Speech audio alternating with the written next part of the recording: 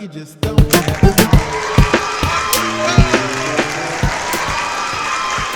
Welcome to the Kombat AllStar Show, brought to you by Quantum VFX, making the impossible possible. I am Kombat AllStar. And this is Random Girl. And we're here today to bring you another action-packed show full of goodies and gumption and things you can chew on. Brownies and sugars. And sugars and brownies. And I also want to let you guys know that the Anything Goes show went off without a hitch. Me and Random Girl posted it up.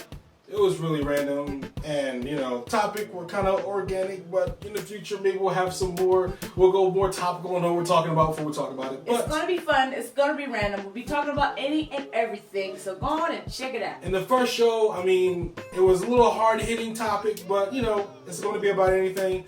Fun stuff most of the time, hopefully. So we'll see how it goes. Also, Inner Dimension just came out. The show I've been working on for almost about 2 years, doing visual effects and visual effects supervisor. So go check it out. It's on interdimensiontvshow.com. You can subscribe. We'll put the link up for you guys. We'll put it in the description. The first episode is free. Every episode after that is 99 cents. So go check it out. It's a really good sci-fi TV show, really good. Go check it out, guys. And it's really good. If you're going to be in town, Denver Comic Con is going to be on Saturday. They're going to have a panel and they're going to be talking about cool stuff about the show since it's already out. So go check that out if you're in Denver, if you're coming to town. So without further ado, let's get into the show. Let's talk comic books. So in comics, I want to talk about Black Widow. All right, so if we all saw, Avengers: Age of Ultron. I talked about last episode, but what I didn't say was I bought the movies through Fandango. And with Fandango, you got 5 free comics based on each of the Avengers. So I want to talk about Black Widow and her comic. So her comic was basically her. She was an assassin. It started off really cool, but then towards the end, she starts reminiscing about her past like she did in the movie. I'm not sure if this is an ongoing theme or not. But the comic was really, really interesting. I don't really like Black Widow because I just have my beefs with it as far as her being in the movie. She was never an original Avenger. The Wasp was one of the original Avengers. So as far as story and everything, I just don't think she's an important enough character to have her own role or have the role that she's been given in the cinematic universe. That's a whole nother story. My beef basically comes with her hinting to her past and not telling her past. I know in the comics they're explaining exactly, they never really explain anything. In the movie we got a couple of flashbacks. In the comics she's like doing really cheap contract killings in order to, I don't know, for some charity or something. Her lawyer said, I don't know, a charity? Yeah, some sort of charity. She was like giving money to something, but she was doing contracts for cheap so she could get a bunch, which didn't make any sense. And her accountant even said that it didn't make any sense. But anyway, her story is just completely weird, and she should have just stayed Nick Fury's right-hand man, I think. And her being so important in the Marvel Universe all of a sudden, I don't understand. And traditionally, I see if they were trying to do a slow build to reveal her past to us, the viewer or the reader, depending if you're watching the movie or if you're reading the comic books, but it's not happening. Give you an example, back in the day, Batman, I think it was like 5 issues in, don't quote me on that, he revealed why he was Batman and who his secret identity was. Same thing with Thor. The new Thor that just came out, she finally revealed her identity 8 issues in. But with the Thor comic and the Batman comic, they leave little hints here and there. I'm not so sure about Thor as far as how many hints they left in there because I haven't really been following it. I only go by hearsay. And I did see what's going on Comic Vine and all the other comic threads and people out there posting about her secret identity. But Batman, I'm for sure they left hints here and there to lead the reader on. So when you got to that 5th issue, you understood everything. And there was little hints in there. So if you were smart, if you were kind of a detective like Batman, you could have figured it out, ahead of time. So with Scarlett Johansson's character, maybe that's why I want to call her Scarlett. But yeah, so with the Black Widow, her character is just, they're not doing it well. Either they're doing the slow build way too slow, or the writers are a little bit incompetent and it's kind of throwing stuff in there to make her seem more interesting. But she's just not an interesting character, and either you're going to tell us about your past or you're not going to tell us about your past. Doing a slow burn like this, if that's what you're trying to do, is annoying because at this point, I don't care about your past. I don't care. What do you think, Randall? Do you have any thoughts on it at all? Well, I think they're purposely doing it that way because of how guarded she is. Like, she doesn't let anyone in. She's very private. She keeps to herself. Only thing that you basically know is that she's an assassin. She does job well. So I think they're purposely they're slowly introducing her and letting the audience know her past. I don't know. To me, it makes sense. Well, if they're doing it that way, I mean, come on. In the comics are not doing it the right way. If you want to talk cinematic universe, we can talk that too. There was. Well, let me say something, because when she first started out, you had Iron Man, you had Captain America. When she first started out, she wasn't even like with the Avengers. She was on the Iron Man's first movie, right? Wasn't she working with Nick Fury? Didn't she recently start working with the Avengers? No, according to the cinematic universe, she was always a part of S.H.I.E.L.D. and she was a part of the Avenger Initiative, even before the Avengers were actually started, which is ridiculous and a whole nother deal. But yeah, I mean, they like you said, like in so in the first Iron Man, Tony Stark was looking up her profile. She speaks Latin and everything, so you get a little bit of her past. And then in the first Avengers, she talks about how she has a ledger. But I mean, these are just like, they're not really anything significant to make you care. Like when she was talking about that to Loki in the first Avengers movie, I did a lot of bad things, and I want to redeem myself, and I have a lot of bread in my ledger. Who cares? Who cares? Who cares? Why is what you're saying right now important to me as a viewer? You know what I mean? It wasn't anything interesting enough. Maybe she could have been like, you know what? Oh, the Kennedy assassination? I had a hand in that. I don't want to talk about it. Interesting. Right? But that's not what happened. So, I mean, to me, it just isn't a good slow burn if they're doing it that way. And I don't care about her past. Either let us know at this point or stop talking about it. That's all I'm saying. Yeah, I can relate to it. I can see why they're slowly writing her in. You know, she's a very quiet, kept to herself person, so I can see why they're, slowly but surely letting you know about her past. Yeah, but it's just hard in my opinion. Yeah. Let's talk wrestling. So last week we had KP basically hating on Lucha Underground. This week I want to celebrate it because they're awesome. So we're going to talk about it again. Now, Lucha Underground is continually getting better and better. If you guys haven't seen that Trios Championship title match at the end of the Trios tournament, it was awesome. It was epic. You had freaking Angelico flying from the top of the rafters. You had freaking, oh man, it was just epic and awesome. And those guys continue to do a good job. Even the last episode when they had Dario Cueto is introducing the medals to people. So like these 7 medals, almost like Dragon Balls, that if one warrior collects all 7, he has the strength of a god. So I mean, it's a lot of very ancient Aztec stuff going on in the wrestling show, and they're integrating it great, and I love it. The main thing I wanted to talk about today on this episode, as far as Lucha Underground goes, is the return of Mil Muertes, the man of 1,000 deaths, the Undertaker of Lucha Underground. You guys know he is my favorite wrestler right now, period. He is just epically awesome in every way. He had a feud with Phoenix, and that was epic. First ever casket match, and we're calling it Grave Consequences. They buried Mil Muertes, and he was gone. He took it off TV. I'm like, oh man, this sucks. I really miss Mil Muertes.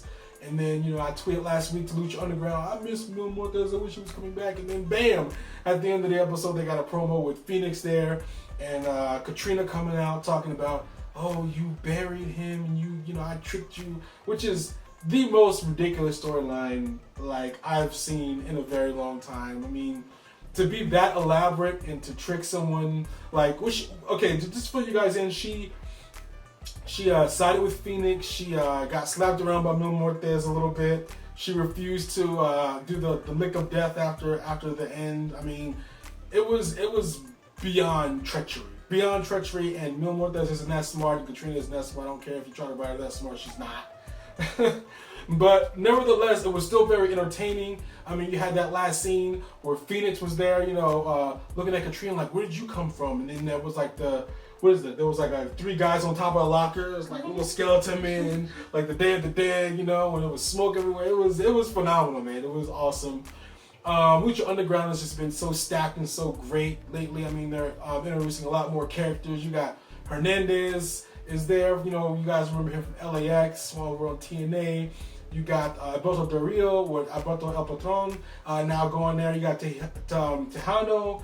He's over there doing his thing, and at first I didn't like him, but I really do like him. Cage is still putting it down. Prince Puma is still champion doing his thing. I mean, this lineup is stacked. There is no such thing as a bad match on Lucha Underground. Cage is like a Rey Mysterio in a big person's body. Cage is bigger than Batista back in his heyday. And he did, I saw him do a 619 last episode. Yeah. I was like, this guy does backflips. He flips off of the turnbuckles. He's everywhere. Yeah, he is not the most athletic big guy, but he's the most agile big guy. And he does things that I have never seen any other big guy do ever.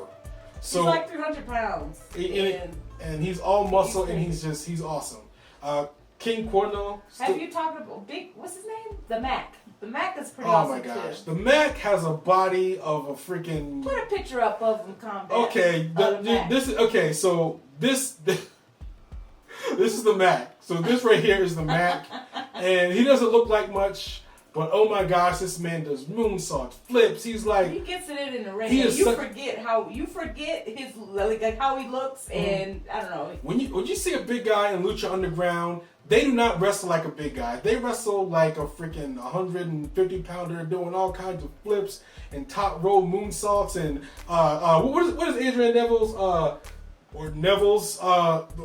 Red Arrow. They be doing that all day long. Big people like Cage and the Mac. The spin flip in the air. Yeah, doing that all day long. No, no big deal. They do that all day long. So I mean, the show is phenomenal. If you haven't watched it, what the heck is wrong with you? What is wrong? If you're a wrestling fan, you are going to appreciate this show. If you are a wrestling fan and you are watching my show right now, you need to go and TiVo or DVR Lucha Underground. There should be no excuses for you not to catch you. It comes on every Wednesday on El Rey Network. Watch it. If you can't watch it at the time, go ahead and freaking record it and watch it. You need to watch Lucha Underground. It is an amazing show. Every Wednesday, El Rey Network, right? El Rey Network. We'll post up. Well, depending on where you locate. Anyway, El Rey Network, 6 o'clock, 6 p.m. What is it? Mountain time? Mountain Standard. We're in Colorado, so Mountain Standard time for us. Yeah. So that's 8 o'clock Eastern time. Yeah. 7 Central, I believe. Yeah, 7 Central because they're an hour ahead. Go check it out. Go watch it. I mean, dudes, watch Lucha Underground. Watch one episode, and if you don't like it after one episode, I won't bother you no more. Well, I mean, I will bother other people, but at least you have some talking material. And it's on El Rey Network, the best network on TV right now. It's one of the like 3 or 4 that I watch. So I mean, go check it out. Let's talk video games. So in case you guys lived under a rock, you know that Mad Max came out recently, the movie. They did a trailer last week. I mean, even El Rey Network had a marathon of the original Mad Maxes a few weeks ago. So today I want to kind of talk about Mad Max Videogame. Now, Mad Max Videogame, I feel like it's a long time coming. I was talking to one of my co-workers there, and they were saying that Borderlands was based off of Mad Max, the movies, which is ridiculous. I hate Borderlands, and I don't care if you like it because people have a strong opinion about Borderlands, but I hated it. Very boring. About the wasteland, it was very comedic. I don't think it resembled Mad Max at all. But the video game looks epic. I mean, I'm posting up footage right now. This is basically, this is from the trailer. Usually don't post trailers on the show because the copyright strikes and things that are going on. It gets pretty crazy, but I'm pretty sure that these devs are pretty cool about me using it since I'm basically promoting it for them. And I mean, it just looks epic. There's no other way. A series of photos aren't going to explain how awesome this game is, so I just wanted to post a trailer up so you guys can take a look at it while I'm talking to you. It's basically open world, sandbox video game. You play it just like you would the movie. You're going around, you're getting parts for your car, and you're building like the best car you could possibly build. You're going and raiding these big gangs, oil piles to take some oil so you can keep going. There's people that's trying to jack you. I mean, it's awesome. It's an open world mayhem, and it's great. If you're really into the Mad Max films or into the Mad Max franchise, this game is going to be awesome. When they first announced it at E3, I think 2-3 years ago, we didn't see much of it. We just saw kind of the trailer. I think it was with the Xbox launch or the PS4 launch. I can't really remember, but it looked awesome. And now seeing actual gameplay, it looks phenomenal. I can't wait to get my hands on it. Me personally, I like stories that start and end. I don't like really open world stuff like the typical Grand Theft Auto, which is like 1 billion side missions or whatever. And they're not bad games, but I just want something. Red Dead Redemption is something I really enjoyed. It wasn't nearly as long as a Grand Theft Auto traditionally Grand is. Theft Auto it's an open world, but also has start to end. It just gives you other options. Yeah, but I mean, the side missions are another game in its own, depending on what Grand Theft Auto you're talking about. Mad Max, I feel like follows along those same lines, but I think it's very interesting take on the open world genre, just like Red Dead Redemption was. So I think I'll enjoy it a lot more, like I enjoyed Red Dead Redemption. And the fact that you're basically doing whatever you got to do to, there was a lot of games that came out that did this. You had Borderlands, there was another one, I can't quite remember the name of the game, but it was post-apocalyptic, very sad, reminiscent of Mad Max, and it wasn't happening. I didn't like it, but this actually looks really, really good. I mean, you guys see what I'm talking about. It's epic. How could you? I don't know. I'm just really excited about it. I can't wait to see what they're going to do with it. I want to see more. I mean, this trailer was extensive. I'm going to post a link below so you can actually hear what the guy's saying, the narrator. But it just looks amazing. I mean, what can I say? It looks amazing. I can't wait to get it. I'll be getting that launch. If you're excited for the game, tell me what you think about it. Love to know what you guys think. If you're not excited about it, I want to know what you think too. When does it launch? I can't remember what the actual date is for the launch. I know it's relatively soon. I think it's going to be at the end of this year, if memory serves. But it's looking to be epic. I mean, between that and Batman Arkham, I'm really excited to. I'm excited for Gears of War. Well, the Xbox, they have a thing going on. I think at E3 they're going to be announcing a bunch of games they just announced earlier this week or earlier last week. So we'll see what they announce. It's a lot of rumors about the Gears of War remaster, so we'll see. So they're gonna create a new Gears of War game, and then they're also gonna remaster the old ones. That is the rumor. Yes. The rumor. And Is it true? It's looking like it's true. There's a lot of reliable sources that reported on it last week. Engadget reported on it. A lot of game sources reported on it. So I mean, we don't know. It's always a rumor until it comes from the horse's mouth. And at E3, we're going to get that. We're going to get confirmation or denial of a remaster and a new one. Even though we know the new one's coming because Black Tuck Studios is working on it, and Okay, so we just don't know when the new one's gonna come out. We We know that they're working on it, but we don't know when. We don't know a release date for the new one, and we don't know when the remaster's coming out. Gotcha. So, yep. Let's talk visual effects.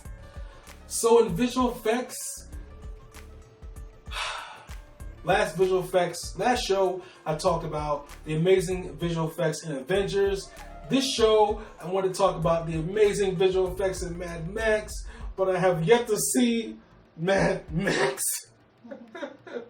I've yet to see it. I know everybody's going nuts about it. Sam Jackson went on Twitter and was like telling everybody to go see it because it was amazing. So I really want to see this movie. Based on the trailers, it looks pretty epic. It looks like they're using a lot of sandstorm stuff. I mean, people who have watched the movie and the movie theaters, let me know what you thought about it. I'm hurting here because I really wanted to talk about that stuff with you guys. So let me know if you've seen Mad Max. What do you think about it? You got any comments on it, Random Girl? No, I just think it looks amazing. I'm really excited for it. They have a very good cast. This is I think 20 plus years in the making since they last made the last Mad Max movie. So I'm pretty excited. Good graphics, good cast. My girl Charlize Theron, I believe that's how you pronounce her last name, is gonna be in it. I'm super excited to see it. And I am glad that they're not doing Mel Gibson as an old man in the movie, or the character as an old man, because this was an awesome series and I feel like it needed a fresh take on it. Definitely. So it's awesome they're doing this. I know the video game's coming out soon, and I can't wait for the video game. I mean, I'm actually, I already talked about the video game in the video game section, but it just looks awesome, and I really can't wait to see it. And I wish I could talk about it more. One of the visual effects thing, I know I kind of take it back sometimes, and we talk about visual effects and special effects going hand in hand. Me and Random Girl recently did a marathon with Jason, Friday the 13th. Gosh, you gotta tell them that. We did that. We only got to the 7th film, right? Well, we're about about done. I thought that's what he asked one. What? Well, I don't know. What was the last one we watched? He went to Manhattan. Oh. Well, Wasn't it that one? No. Was it? The last one was Manhattan. Okay. So maybe was that? I don't know. I don't know which. I think it was like 15 or 16 Friday the 13th movies, but we watched a good chunk, maybe 7 or 8. Yeah. And I mean, the visual effects were pretty awesome. Most of it was special effects. I mean, you had one of the scenes in one of the movies where he was in the grave and he got struck by lightning. That was. Why are you farting? Why are you farting? It's okay. That wasn't we keep rolling.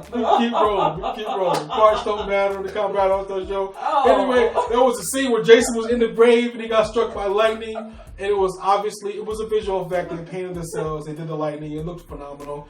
Most of the stuff is special effects. What you guys know is anything that's done while you're shooting. So, the fake blood, squashed hands, limbs, all that. That's special effects, not visual effects. So there wasn't much visual effects in the Jason movies, but the ones that were in it were very good. They were used sparingly. There was a lot more special effects, or visual effects actually, in Freddy vs. Jason.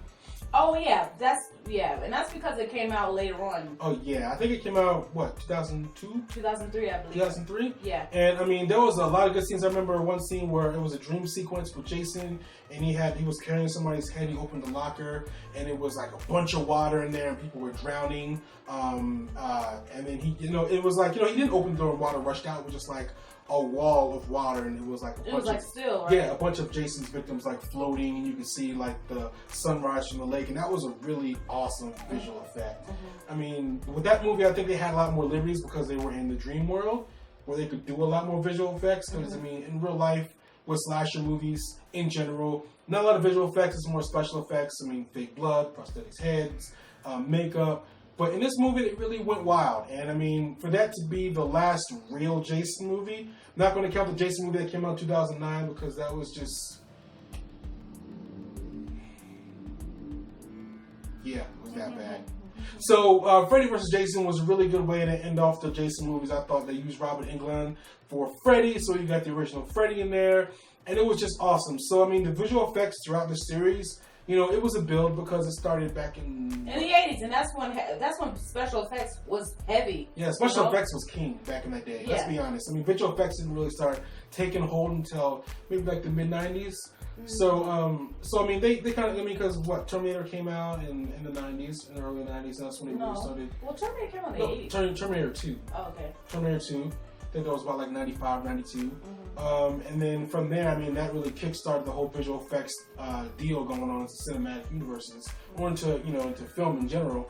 So, I mean, throughout the Jason franchise, you go from special effects to special effects heavy to visual effects, and it ends off on a really great note. And that's a really great series for anybody to take a look at if you're a visual effects artist aspiring, or just interested in visual effects. Well, thank you all for watching the Kombat AllStar show. Really enjoyed making it as always. Apologize there at the end. I got a little cut off. We had a little video malfunction, but I wanted to post it anyway because it was some good stuff. Hopefully you guys enjoyed the rest of the show, or the show so far, or the show in general. Want to let you guys know that also, just a reminder, I guess, from the intro, Anything Goes is out. It was a pretty good first show. Anything goes, we'll be talking about anything and everything. Whatever pops up on top of the dome, we'll be talking about it and discussing it. On top of the dome, you chrome. So we're going to be doing that. Also, Interdimension, talked about it before. Link is below. Don't want to dwell on it because you guys are. If you made it this far in the show, you're an awesome fan to begin with. So you already know this stuff. And of course, hit that subscribe button. Tell your friends. Tell your friends about me. All of them. And in the future, I'm going to be doing some giveaways. So if you actually watch this show to the end, I'm going to be doing some giveaways. I'm going to be giving away video games. I'm going to be giving away really, really cool stuff. So, I mean, it just comes with views, man. If I get, let's say, over the next 2-3 months, if I get, we'll say 2 months. How about that? Over the next 2 months, if I get, let's say about at least 200 views per video, starting from this video on, then I will be giving out a brand new game. And when it gets closer to that time, I'll let you guys know what game it is, and then it'll build up. It'll build up. Trust me, it'll be awesome. So thank you for sticking around. Thank you for watching the show. Really appreciate it. And did you tell them about Comic-Con? Oh yes, I'm going to Comic-Con. Me and Random Girl are going to Comic-Con, Denver Comic-Con this year. If you're going to be there, I would love to meet you. If you're not, I'm gonna for next show. I'm gonna be taking some pictures of it, talk about it in the comic book section. We're gonna be talking about Denver Comic Con and how great it was. So look forward to that. Stay tuned for that. I was this close to having Susan Eisenberg come to Denver Comic Con. She's not coming? No. It was kind of like, I wish you could be there. And then she was like, yeah. It's like, she said something I can't remember. And then Denver Comic Con tweeted back, and she was like, oh, and they were like, if you want to come, here's where you go to fill out the information. We'll have you invited. She was like, we'll do it. I was all excited, and then she was like, whoa, nothing's happened yet. So I don't think it's gonna happen. She's really, really cool. If you guys don't know, she's the voice of like almost every Wonder Woman. So and every feature film. So I mean, it's animated film, I should say. So she's really a cool chick. She's been Wonder Woman forever, so she's awesome already. And yeah, I mean, it was cool. It was fun talking to her on Twitter and getting that interaction going. But yeah, like I said, Denver Comic-Con, posting pictures next week, or not next week, but next show. So look forward to it. And there's gonna be a lot of good people. There's gonna be a lot of good people at Denver Comic-Con. Yep. You want to say, or? Yeah, there's going to be Christopher Lloyd. I'll leave a link below so you guys can check out the guest list. It's probably too late to get tickets by now because it's literally going to be on May 23rd. Mm-hmm. But it still should be a rocking good time. And I'm going to take you guys with me. I'm going to have some pictures. Maybe post something on the Anything Goes show. I don't know. I mean, I'm definitely going to share with you guys. Just don't know how yet. But definitely on the comic book section of Kombat AllStar show, because I promise I keep my word. Kombat is how I do. So in the meantime and in between time, hangouts might be some more Anything Goes going on. You never know. Subscribe. Stay tuned. We'll see you next time. See you next time, guys.